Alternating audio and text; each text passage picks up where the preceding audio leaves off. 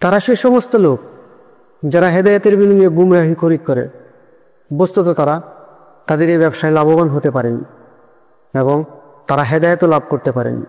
তাদের অবস্থা সে ব্যক্তির মতো যে লোক কোথাও আগুন জ্বালালো এবং তার চারদিককার সব কিছু যখন আগুন স্পষ্ট করে তুলল, ঠিক এমনই সময় আল্লাহ তার চারিদিকে আলোক উঠিয়ে নিলেন এবং তাদেরকে অন্ধকারে ছেড়ে দিলেন, ফলে তারা কিছুই দেখতে পায় না।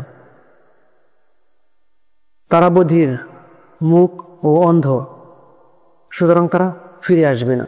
আর তাদের উদাহরণ সেসব লোকের মতো যারা দুর্যোগ পড়লে ঝোড়ো রাতে পথ চলে, যাতে থাকে আঁধার, গর্জন ও বিদ্যুৎ চমক।